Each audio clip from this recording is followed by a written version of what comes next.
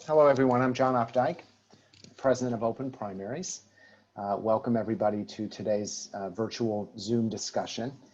Before we start, let me just lay out how the Zoom is going to go. I'm going to introduce our guests and get things going with some questions.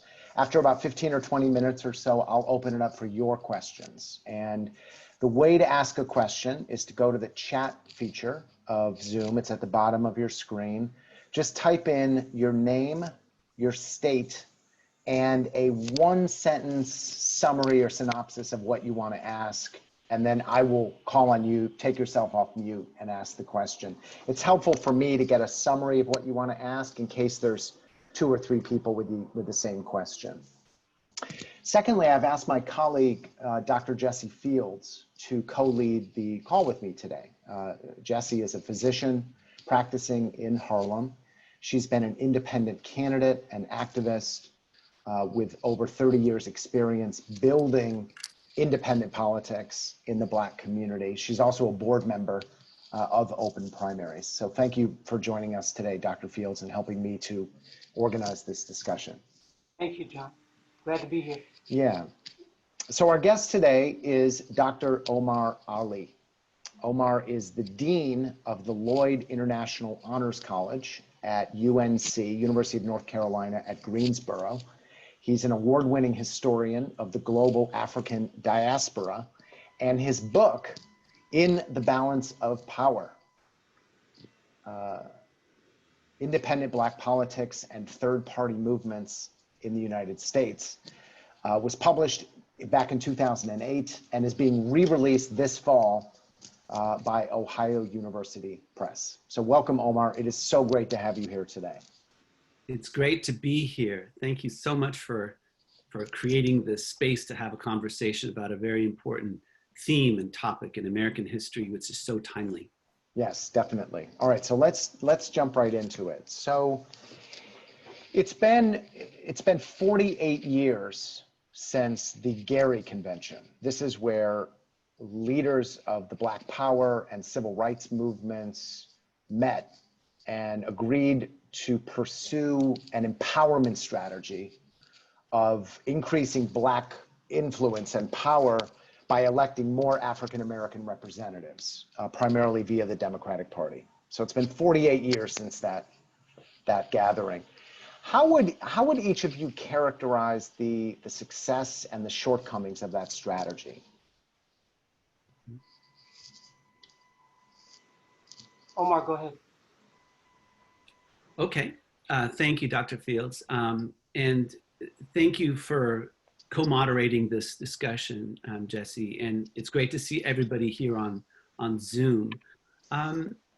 So 48 years ago, African-American leaders came together, as you said, to try to figure out a strategy of which way to go. The strategy had been at that moment to elect more Black elected officials. And that was one of 3 perspectives that was sort of looming at this convention, which happened over the course of a number of days in Gary, Indiana. And the idea was, okay, African Americans in some numbers had been elected to office. The Civil Rights Act and the Voting Rights Act had been passed. And so there had been a bit of time for there to be a Black elected official presence in America. And what had happened was that people felt there was a need to come together and decide which way should we put our efforts to kind of move the country forward and empower further the Black community. And so one road that was advocated was to create an all-Black party. That was one voice. Another voice was to support more Black elected officials, that is more African Americans getting into office, largely through the Democratic Party. And then a third road, which was advocated by some, including the mayor actually of Gary, Indiana, saying that maybe we need to consider a multiracial independent road. Ultimately, what happened was that the road that was to elect more Black people through the Democratic Party won out. But there were efforts to continue the other tracks, but mostly that was what happened. And over the next 30 years, you see a 380% or so increase in Black elected officials, and you see growing rates of poverty. And so one has to ask oneself, was that the best way to invest and to support Black empowerment, further Black empowerment? Yeah, thank you, Omar. So I think also the convention had a lot of contradictions within it. And actually, the preamble for the convention read in part, quote, "None of the Democratic candidates and none of the Republican candidates, regardless of their vague promises, can solve our problems or the problems of this country without radically changing the system by which it operates," unquote. So that there was a lot of radical rhetoric of that sort. But what came out, is, as Omar said, was the strategy of simply electing more Blacks within the Democratic Party. There were many, the convention had like over 8,000 delegates, so there was a diversity of opinion, and there certainly were radicals, and there certainly were independents as well as conservatives and elected officials. But I think one of the dynamics was that under the cloak of racial solidarity, those differences were not fully realized. There was some debate, but the kind of default position seems to have been that to just elect more Blacks, and that somehow, you could do independent organizing, and that an independent party or force would emerge. So that there ended up being less pressure exerted on Black elected officials. And what ended up being said to the community was whatever assistance Black elected officials within the Democratic Party could offer would have to be enough. And as Omar said, there's been a huge increase in the numbers of Black elected officials, more than ever before in American history. But the lives of ordinary Black people have not improved. And we can see that certainly today with the violence by police that continues. The majority of Black people are impoverished with high unemployment, substandard housing, poor schools.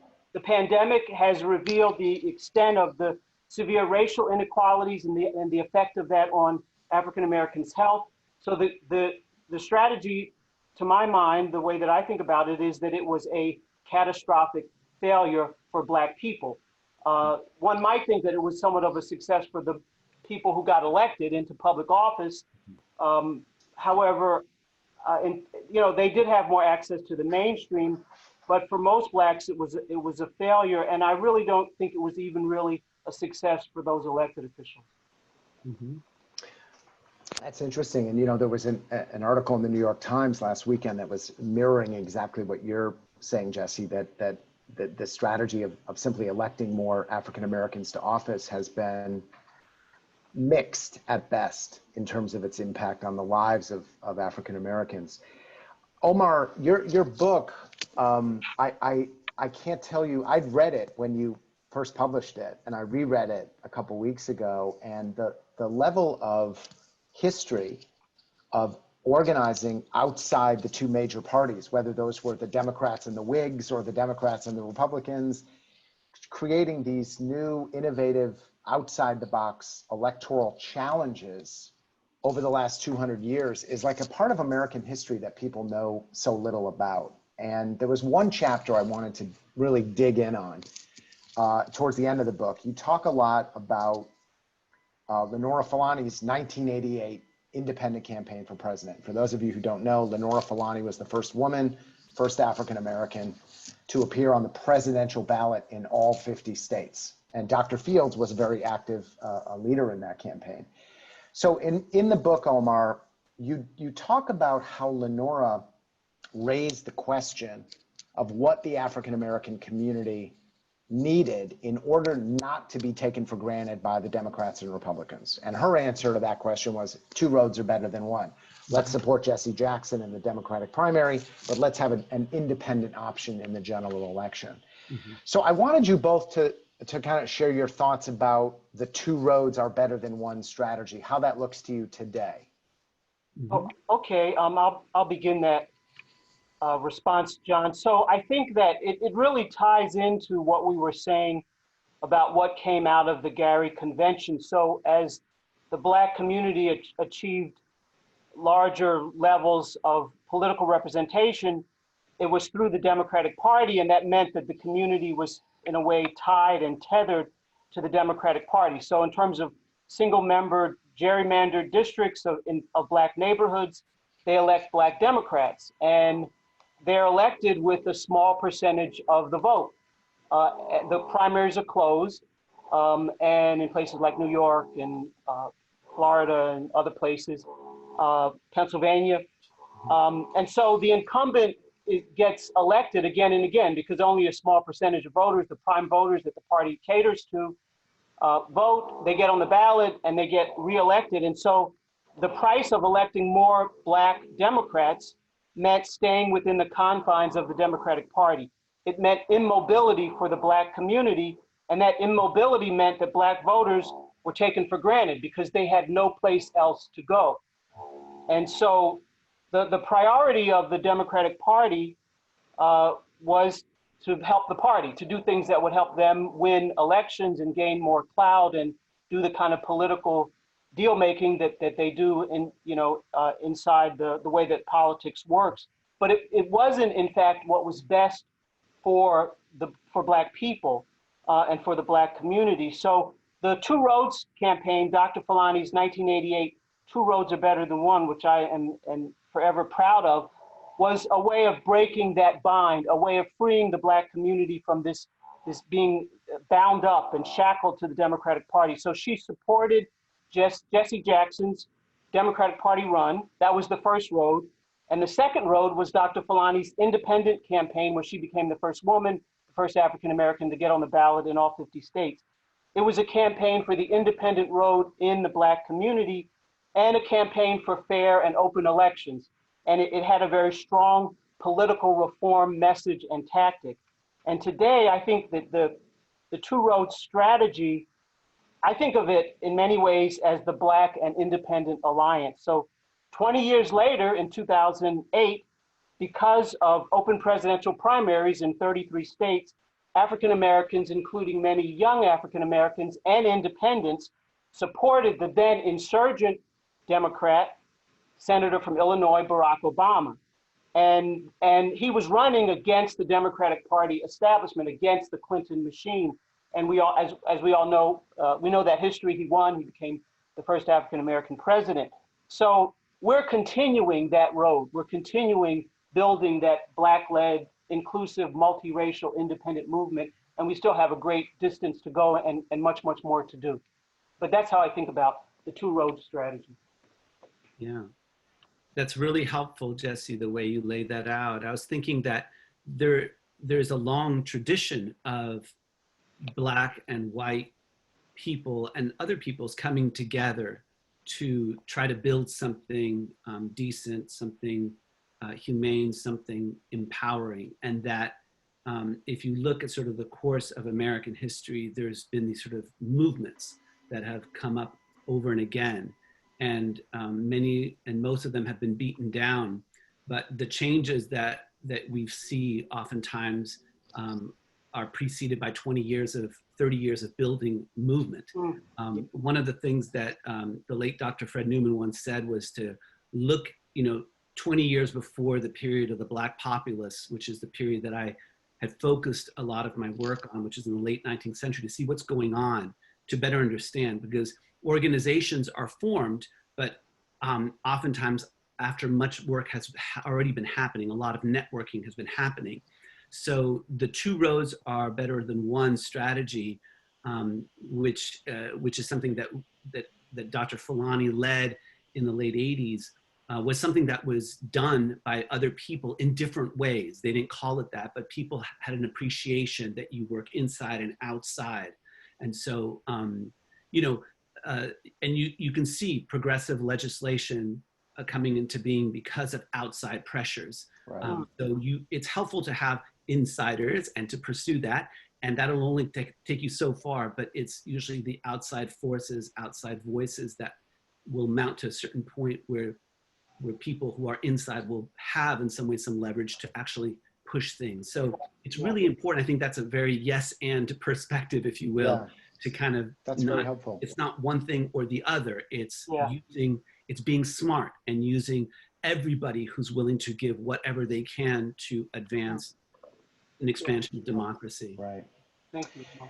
That's great. Thank you both. I want to ask you now to talk about the issue of trust. This lack of trust, this lying to the American people is obviously not new. There's deep, deep distrust across the country, especially, but certainly not limited to the Black community. So how do you think about trust? Is it related to this question of creating new political forms of life, new institutions, new options, or is it not? Does it have nothing to do with that?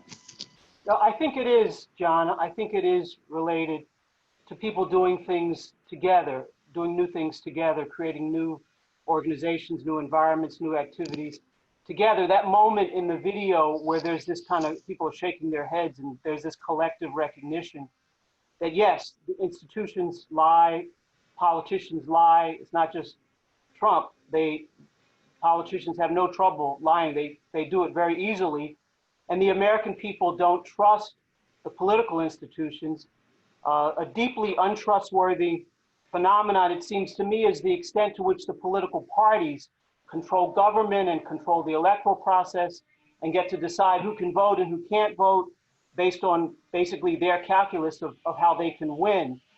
So I think that, for me, trust is closely related to nonpartisanship, which I think the heart of nonpartisanship is in the public interest.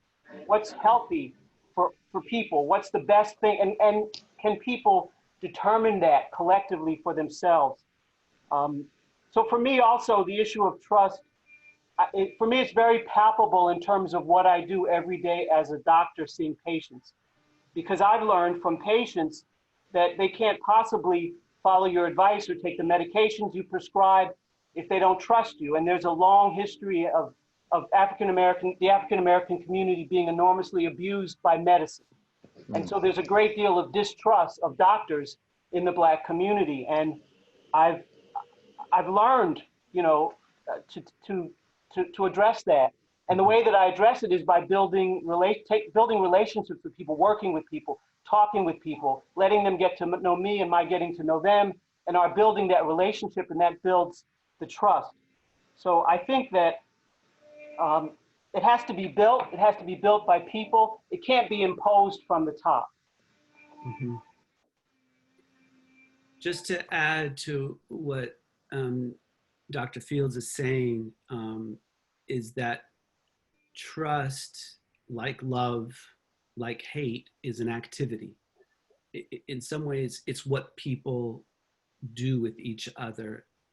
And I think that the key word is create, which I think you mentioned, John, which is that over time, different people have decided to intentionally create stuff with people that they didn't know, people who were outside of their circles, to try to figure out new ways of moving forward.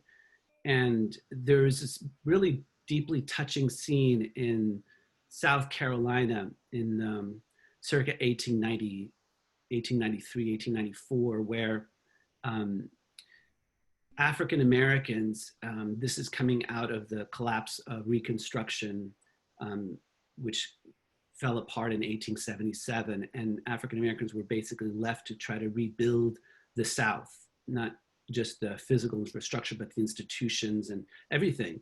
And so they started working in alliances, and it took about 15 years or so to get to the point where you had some Black leaders who were calling for the development of an independent political party. And there was a leader who brought people together at these barbecues. Back in those days, they didn't have internet. They didn't even have speakers, electronic speaker things. They would go to barbecues and they would speak. They would stand in front of the audience, and they would get on the tables and they would project very loudly. And so what was very touching was to see these African Americans come together and invite white populists, and many of them had been Confederates and had been, or the sons and daughters of Confederates, and these African Americans came together and played Dixie for them, and they did that as a way to welcome some of these white independents who were willing to kind of try to bridge the gap and create something. And it was so touching because there are these moments, if you look at African American history, where you see people trying to figure it out, and then it falls apart, and it was attacked in the press. You see a rise in lynchings. You see all kinds of shenanigans that were done by the Democratic Party, which was the party of white supremacy, and its paramilitary organizations like the Ku Klux Klan. And so I think about trust being inextricably tied to human activity and people just trying stuff together. So for me, it was really important to document this. And I was just so happy that Ohio University Press wanted to release it again. And I see that one of the people on this beautiful sort of very large Brady Bunch style sort of Zoom call is none other than Jackie Salett, who actually wrote the afterword to the book. So it's just wonderful to have worked with her on that. She wrote a beautiful, beautiful afterword. Great. You know, Omar, your story, it's so, there's so many of them in your book. I was, as you were talking, was thinking about this. You described this convention of the People's Party in St. Louis, where an African-American delegate gets up to object to a certain platform that would have restricted participation, or something that would have constrained the participation of African Americans. And he gets up to object to it. And the delegates there, 90% of whom are white, give him a standing ovation and elect him vice president at the same time. Yeah. And it just was like, you just see that. And then the People's Party is destroyed within 4 years. And you just see that tension between people coming together. Let's end the racial divide in America, and then the hostility towards that. It's very stark. It was something that, I don't know if this makes sense, because it's reminiscent for me, because I learned of how Dr. Fulani did something similar in the wake of the 92 election, where she went into some deeply conservative white areas, and she got standing ovations by groups of white people. And I was just thinking that in some ways, when I was researching and I learned about this People's Party, moment, it was like, oh, that Fulani did that. But that takes enormous courage. There's like, I have so much love for Dr. Fulani I think many people do, because she was one of those voices, and she represents the voices of Black people, but poor people of people, and to stand up in situations where you're not even invited sometimes, and to say what needs to be said to create possibilities of connecting with others that can build. So yeah, thank you for bringing that story out. Yeah. It's very touching. All right, I want to open it up. I actually have one more short question, then we're going to open it up for your questions. Again, the way to ask a question is go to the chat section at the bottom, type in your name and your state, and then a one-sentence description of what you want to ask. Doesn't have to be your whole question, just a Cliff Notes version. Then I'll call on you, and then you can ask your question of Dr. Fields and Dr. Ali. So before we do that, though, while people are typing in their questions, Omar. Oh, John, you're on mute. We can't hear you. You got muted. Oh, sorry. Can you hear me now? Yeah. Okay. The book was published 12 years ago. It's being re-released this fall. It actually was, when it was originally published, it was 3 months before Barack Obama was elected. So is there new content? You mentioned the afterword from Jackie Salett. Is there other new content? What was the conversation like about why the book is being re-released? Well, I think Ohio University Press recognized that this is a book that gives expression to this growing sentiment. At that time, Jackie was slated to write what we call the epilogue at that time, but that didn't happen, and it's partly a function of us not having been grown sufficiently in terms of the academic press, and my standing as a junior faculty member at that time, and I wasn't able to in some ways really assert myself in ways at that time, and because probably I could have, and actually the late Haynes Walton Jr., who was a really important Black political scientist, had told me ex post facto that I could have actually pushed it a little bit more, but that, you know, there's a way in which, just to say, the institution of academia and presses, it conservatizes you, and I felt like that's what happened. But there was definitely a recognition that there's a timeliness about what's happening right now and the importance of having this history come out. So I wrote a new introduction to it and made some little corrections. And then Jackie really just does this beautiful job of kind of like summarizing and taking us into a beautiful direction with the book. In fact, if I were you, I would read that first and then read the rest of the book. Okay. In some ways, it's just, I often read books backwards for some strange reason, but this one definitely is, because she quotes Baldwin, and you'll see this in this talk that he gives in Oxford, and it's just really, it brings out the complexity and the contradictions of being Black, and the insanity that we're in and that we have been in.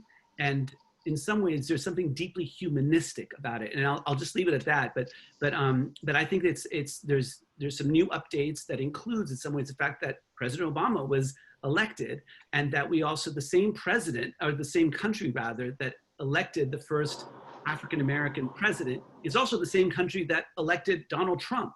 So we have to take ownership of that, and that's part of what we need to address as we continue as a country to assert our voices. And right now, through the Black Lives Matter and all the protests that we're seeing on the street, which is a political form of expression, the question is, can we, in some ways, support that to do something even more effective in the electoral arena, long-term, not just in the immediate upcoming election.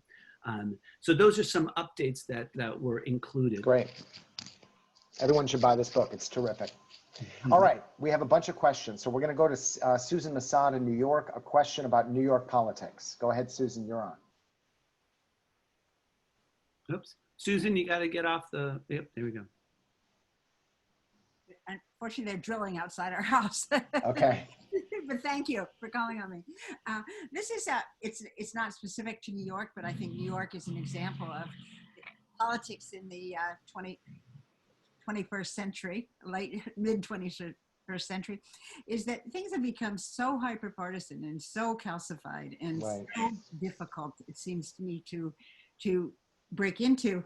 I just wanted to ask whether the two roads are better than one strategy has any meaning, or do you think that would be at all viable or meaningful to today? Well, I think it has meaning in terms of working with people, with everyone, no matter how they're registered to vote. Certainly, many people in the Black community don't participate. A growing number are independent. It's very interesting, and I just want to add that the country is going independent. The protests are independent. The movement, the Black Lives Matter, is independent. It is not inside the Democratic Party, and certainly not the Republican Party. It's outside of the parties.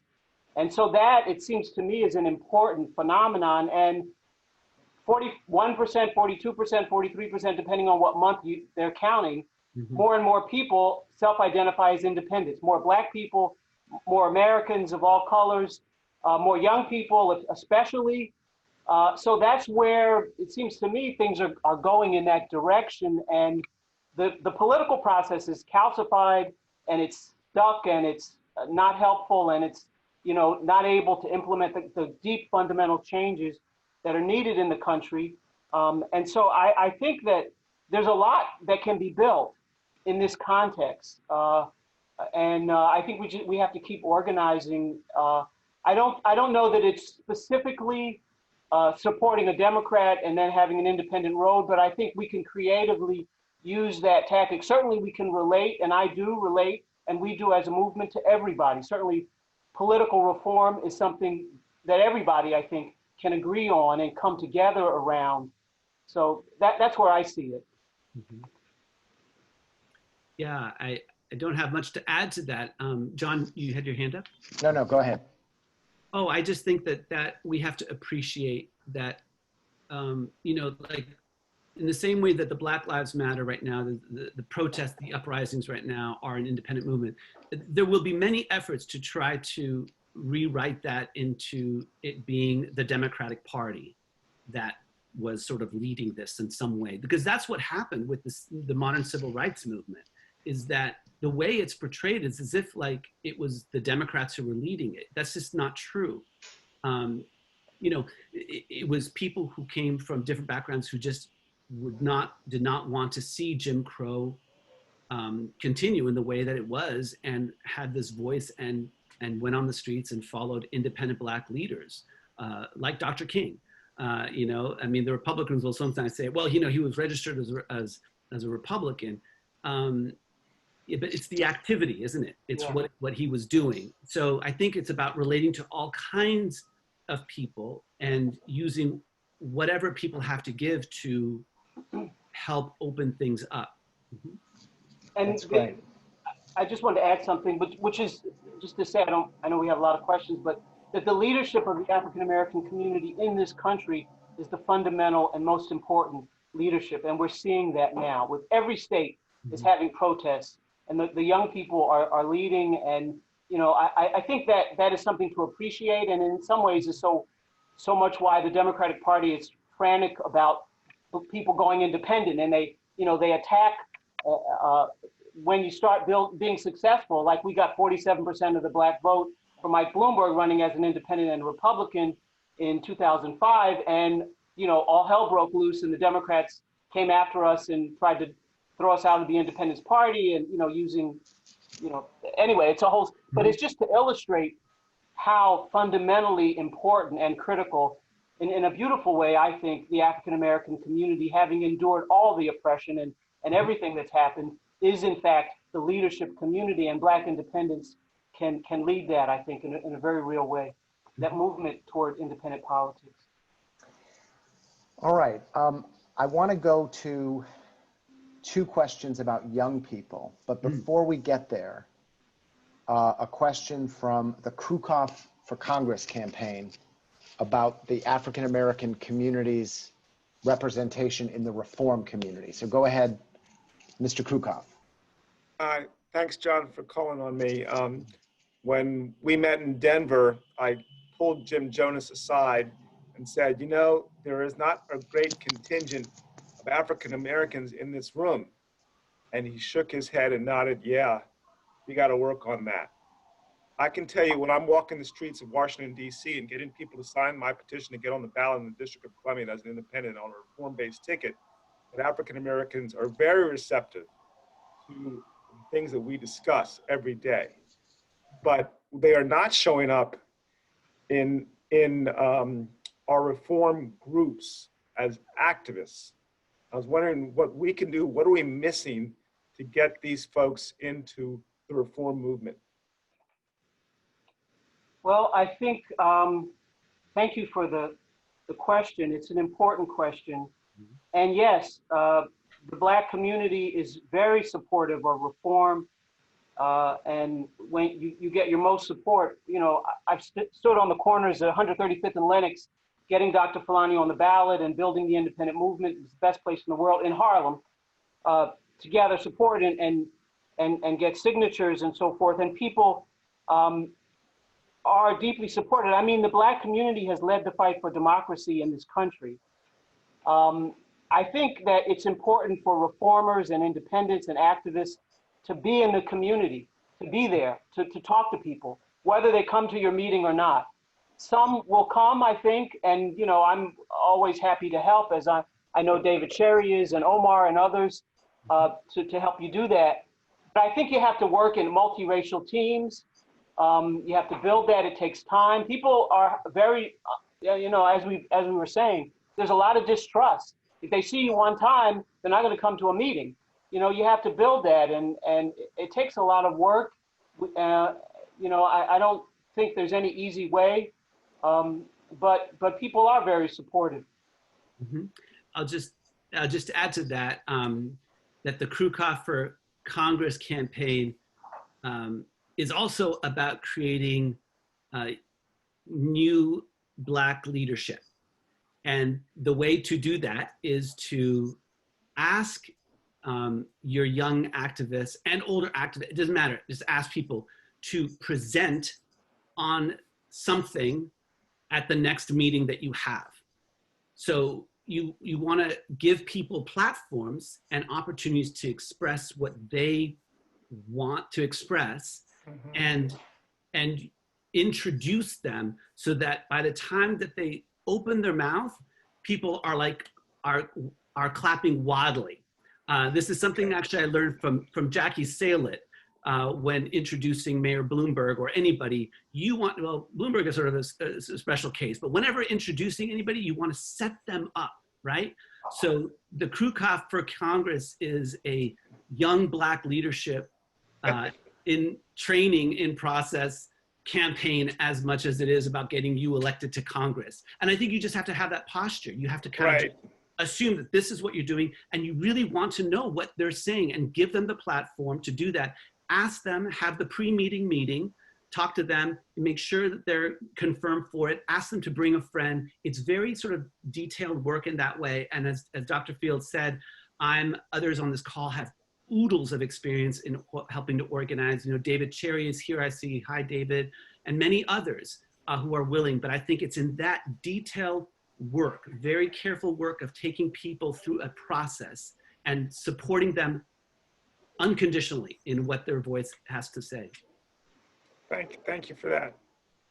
That's very eloquent, Omar, and great advice. And just one thing I wanted to add to this is that I think that the reform movement, we spend a little too much time talking about our reforms, the changes they would make, what laws we would want to change, and a little too little time building trust and building relationships and building those bridges into communities of color.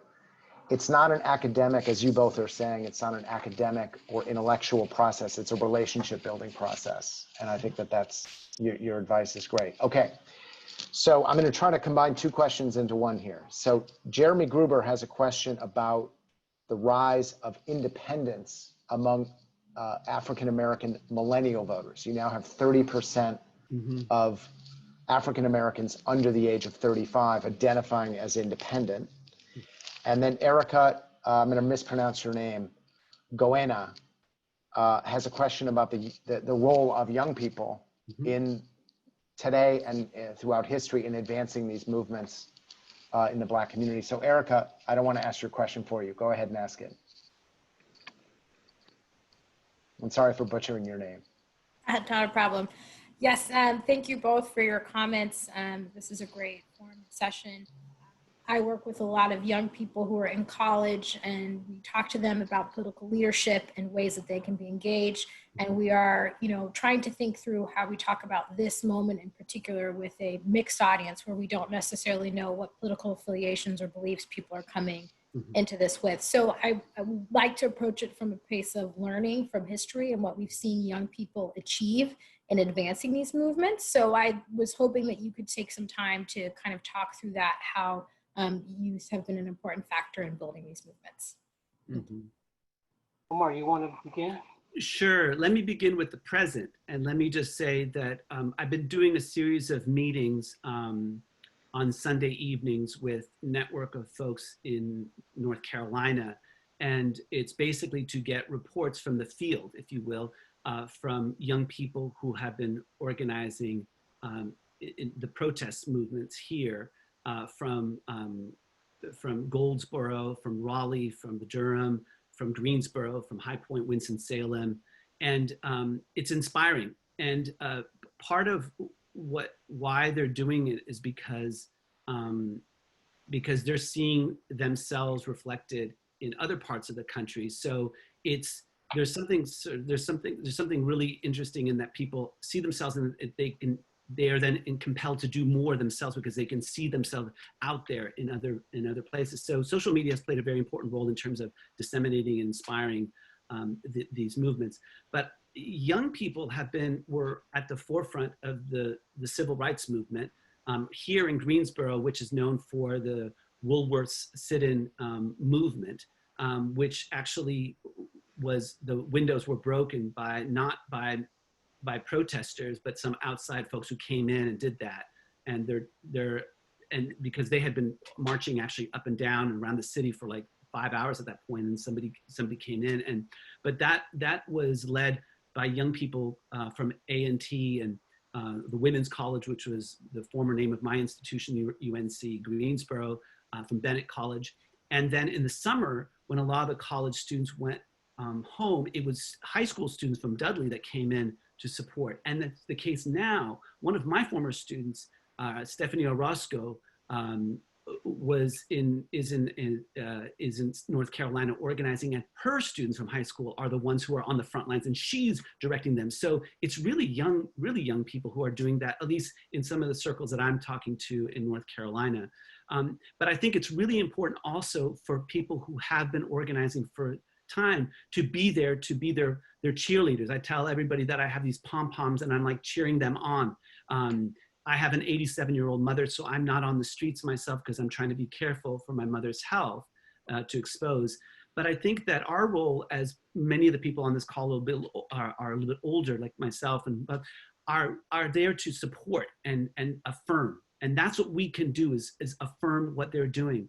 And as John said, it's not this academic thing where you have the right position, It's about the activity of creating something, and supporting people making moves and helping direct that in appropriate ways. And it takes many, many different forms. Two young people that I've been working with were part of a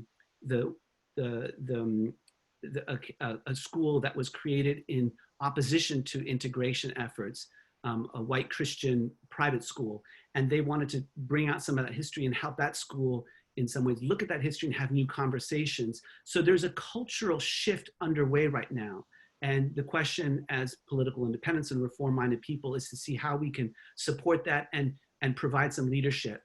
But those are just some thoughts. Jessie, did you want to add? Just a couple things. One is that I appreciate everything you're saying. I think young people are seeing the world differently. They haven't gone through this sort of attachment. They haven't become attached, sort of in a kind of reflex way, the way many people, older people in the Black community, are to the Democratic Party because of the history of the Democratic Party's support for civil rights and for voting rights, which is a real history. Mm-hmm. And they also are seeing the crises, this pandemic, the issue of the lack of opportunity for them, for these young generations. And so I think that seeing all that, they're more likely to be independent. I think that's why they're going independent, because they also can see through the pretense and the failures of the parties. They're very honest, young people. They see what's really happening and are not willing to hide what the realities of what's going on. I'm on the board of the All Stars Project, and I'm happy that David Sahir and many others have been involved in helping young people to grow and develop in the poorest communities of this country. And that's a very, very wonderful program that many of the young people are in fact leading this movement against the brutality by the police that we're seeing right now. Mm-hmm. Mm-hmm. John, you on mute? Sorry, I'm not a very good host here. We have a question from Jen Bullock in Pennsylvania.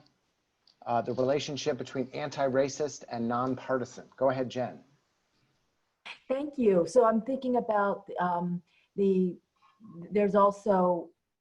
there's a political rebellion going on and a cultural rebellion.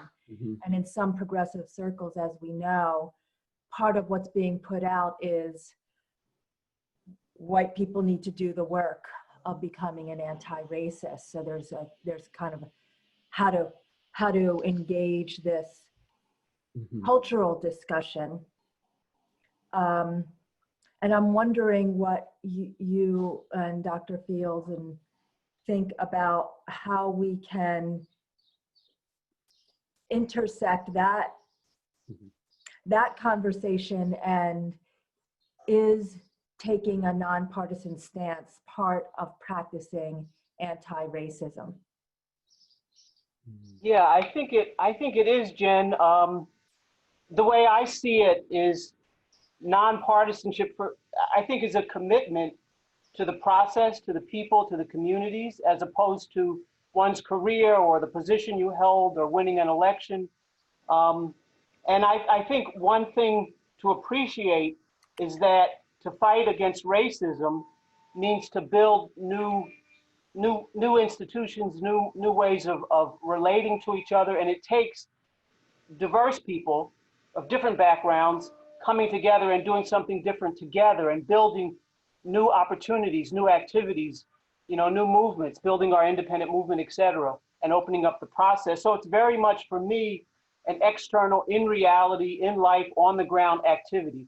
For me, it's not something that happens inside an individual person or a kind of a consciousness raising. I think that's important to articulate, because there are a lot of kind of conversations about what a person needs to do internally.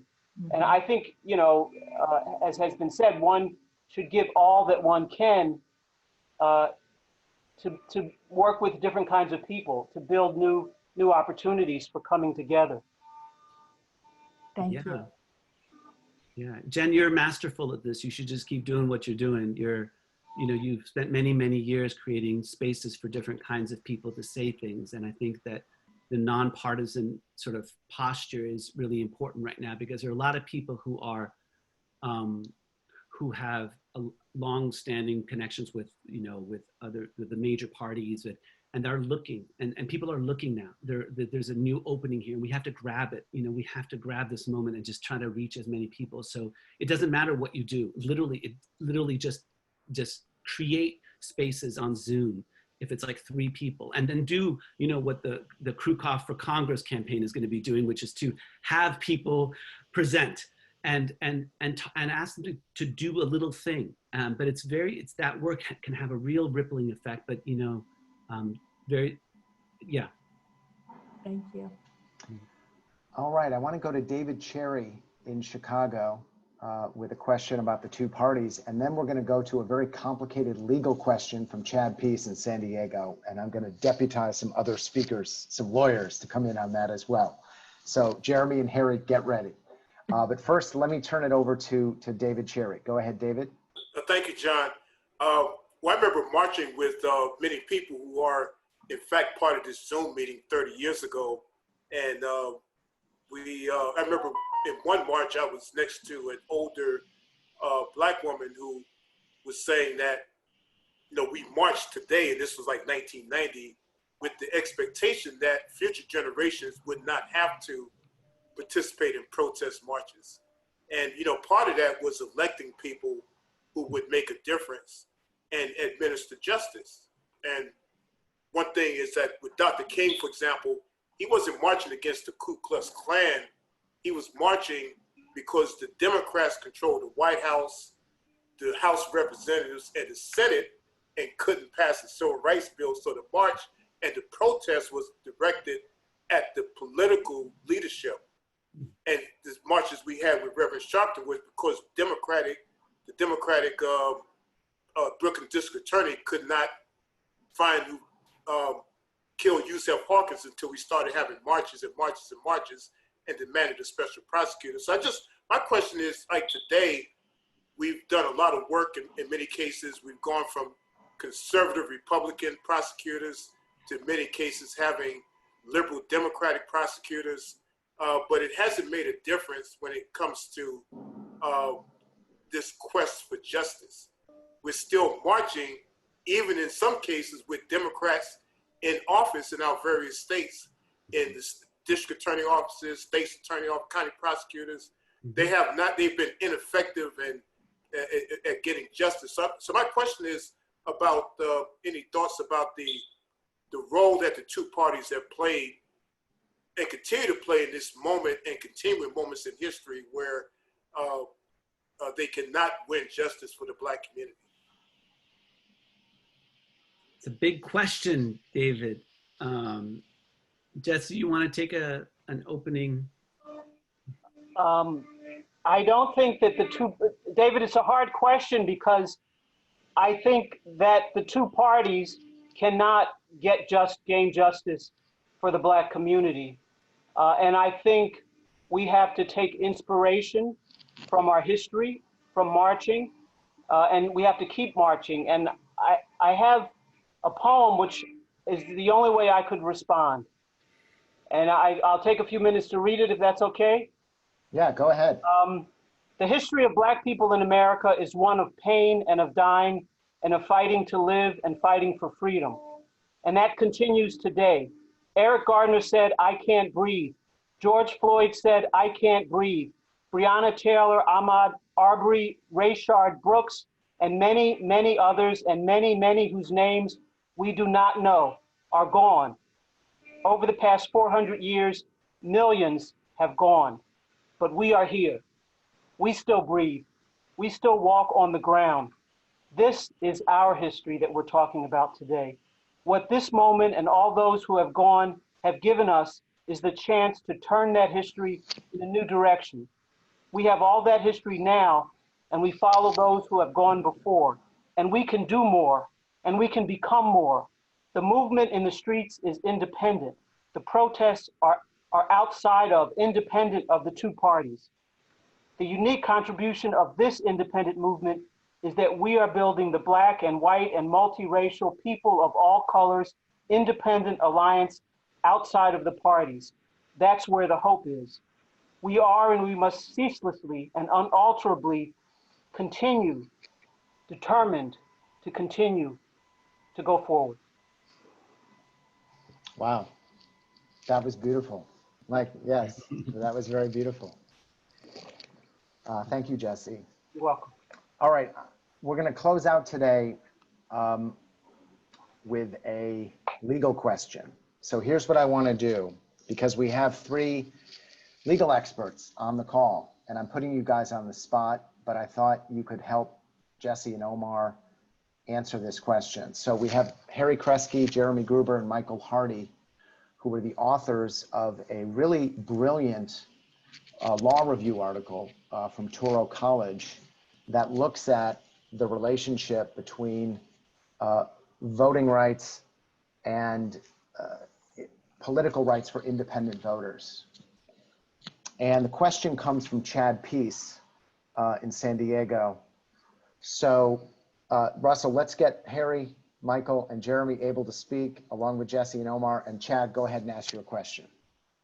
I hope this works. Well, yeah, all right. Well, incidentally, that law review article is awesome, and I recommend folks, if you have a chance, I know, even if you're not an attorney, to read it, because one of the things, is to see that there's an intersection, here, and at the end of the day, I view a lot of these issues with nonpartisan voting rights is that, what does nonpartisan mean? It means, you want to speak for yourself.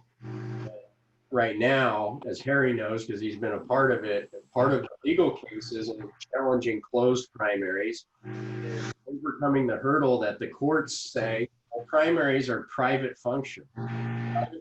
So we're not going to get involved and say independent voters have a right. But in the historical context, I'd love to hear from your attorneys of the intersection between the American right cases in the Supreme Court where the party very same arguments they're making again today against independent voters, and how that is a critical hurdle that gets in the way of passing meaningful reform within the legislature. Because as we all know, the Voting Rights Act didn't come till after a lot of those cases were decided. So that's my long-winded question. I actually couldn't hear all the question. Maybe you could summarize the question. Yeah, the summary is, what's the intersection between the white primaries cases and then to skip forward to today, where a lot of the fights we're having about participating in closed primaries where the parties go to the court making the very same arguments that primaries are private, they're private events, and the parties get to dictate the rules. Well, I think, Chad, as you know, our argument has been that the primaries are paid for by the people, by taxpayers. It's taxation without representation. So we pay for those primaries, we don't get to vote in them. Why should if they're private and they get to decide who can vote in their primary, then why do we have to pay for them? That's the argument that I think is the strongest one. And I think the movement in the streets has an impact on what happens in the courts. It always has. It did in the civil rights movement, and I think I think we have to open up the process. But I think that the movement does have an impact, and that's what I would say. Omar, do you have, or I guess the lawyers might have more. Yeah, I think that's right on, and let's pass it on to the attorneys. Michael, Harry, Jeremy? Well, I think in a nutshell, what I would say, Chad, and this is actually in the piece, in the law review piece, it comes out of one of the cases, and the case is cited just right off the top of my head. I don't remember the exact title of the case, but it's in, and I've spoken about it before, because that case was making a argument over primaries and whether primaries were elections of particular interest or whether they were elections of general interest. And of course, that case was decided back in I believe in the early 70s. And we've come a long way since then. And I think there's a legitimate argument along the other arguments that Jessie Fields just added, that you can't make the argument anymore that primaries are only elections of particular interest. And that is why you have to not have closed primaries, because there's a general interest. And frankly, it is the only means, because of the structure of the primaries in terms of the two parties, in order for the general interest to be expressed. This is Jeremy. You can really start to see the intersection even today between race and the primaries in the South, because now that they've rolled back pre-clearance requirements from the Voting Rights Act, you're starting to see, for example, Republican parties across the South, knowing full well that almost all registered Democratic voters, or the vast majority of registered Democratic voters, are living in a nonpartisan registration state and can vote in any primary they want in the South right now, are trying to change the nonpartisan registration laws across the South. And Republican parties are adopting platforms to, quote, allow people to join a party, the essence or the result of which would be the disenfranchisement of large swaths of African-American voters across the South, because so many Southern states are now so dominated by the Republican Party, that would essentially, in some sense, almost bring back the white primary. So that's the struggle between party registration and race is something that not only have we struggled with historically, but it's something that we're still struggling with right now. Let me just if I might add one thing. This is a question that independents ask all the time. Well, why should we pay for these primaries if we can't participate in them? And we're working to develop the legal underpinnings of challenging that fact. We've tried in New Mexico. We're not stopping there. We've put together a legal team that's working on a challenge that we hope to bring in both state court based on state constitutional provisions in most states that say that public money can't be spent on behalf of private entities, and the political parties, as Jessie pointed out, claim that they're private, and also issues of forced speech. If the government takes our tax dollars and gives it to the parties to conduct their primaries or to candidates to run their elections, aren't we being forced to participate in and speak in ways that we haven't decided that we want to? So that's on the agenda. You'll be hearing more from us soon. Thanks, Michael, Harry, and Jeremy for improvisationally entering the conversation. Michael, by the way, for those of you who don't know, is the General Counsel of the National Action Network, and Reverend Al Sharpton, which has been on the front lines of the efforts to bring justice in Minneapolis and around the country. So thank you, Michael, for that great work. That's all the time we have today. We could go for another 2 hours, I'm sure. Just a quick piece of business. We're going to be sending a follow-up email that has a link to Omar's book, a link to the law review article that was mentioned today, so you can get the book and read the law review article. We're also going to be sending out a short survey. We've done these virtual conversations now over the last 3 months. We've had about 8 of them. They've been great. We'd like to hear from you what you think of them, other people we should be inviting, other conversations you'd like to see. That will be in your email box by Friday. So please take 2 minutes and fill out the survey and get it back to us. It's very helpful. On behalf of all of us at Open Primaries, thank you so much for joining our conversation today, and we'll see you soon. Take care. Thank you, everyone. Thank you.